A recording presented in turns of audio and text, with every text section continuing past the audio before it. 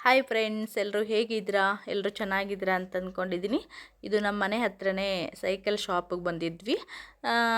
ನನ್ನ ಮಗನಿಗೆ ನಾವು ಮೊದಲು ಹೇಳಿದಾಗೆ ಅವನು ಏನಾದರೂ ಎಕ್ಸಾಮಲ್ಲಿ ಜಾಸ್ತಿ ಮಾರ್ಕ್ಸ್ ಎಲ್ಲ ತೆಗೆದ್ರೆ ಏನಾದರೂ ಕೊಡಿಸ್ತೀವಿ ಅಂತ ಹೇಳಿದ್ವಿ.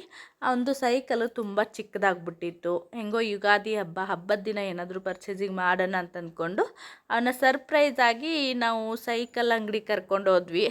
ಫುಲ್ಲು ಖುಷಿಯಾಗ್ಬಿಟ್ಟಿದ್ದ. ಯಾವ್ದು ನೋಡ್ತೀಯಾ ಅಂತಂದರೆ ತುಂಬ ಖುಷಿ ಪಟ್ಬಿಟ್ಟು ಅದು ಚಾಯ್ಸ್ ಮಾಡಿಬಿಟ್ಟು ಅದು ತಗೊಂಡ. ಅವನು ತುಂಬ ಇಷ್ಟಪಟ್ಟು ತಗೊಂಡ. ಅದೇ ಸರ್ಪ್ರೈಸ್ ಆಗಿ ಅಂದದಕ್ಕೆ ಅವನಿಗೆ ಫುಲ್ಲು ಎಕ್ಸೈಟ್ಮೆಂಟು, ಎಲ್ಲಿ ಕರ್ಕೊಂಡು ಹೋಗ್ತಿದ್ದಾರೆ ಏನು ಅಂತಂದು.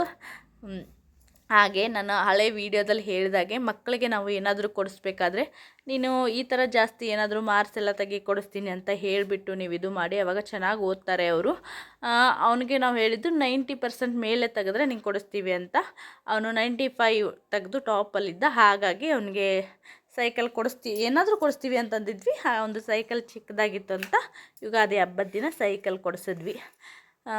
ಹಾಗೆ ಅವನ ಸಂತೋಷನ ಶೇರ್ ಮಾಡ್ಕೊಳ್ಳೋಂಥ ಚಿಕ್ಕ ಕ್ಲಿಪ್ ಮಾಡಿದ್ದೆ ವಿಡಿಯೋ, ಅದಕ್ಕೆ ಶೇರ್ ಮಾಡಿದೆ. ಹೇಗನ್ನಿಸ್ತು? ಇಷ್ಟ ಆದರೆ ಲೈಕ್ ಮಾಡಿ, ಶೇರ್ ಮಾಡಿ, ಕಮೆಂಟ್ ಮಾಡಿ. Thank you so much.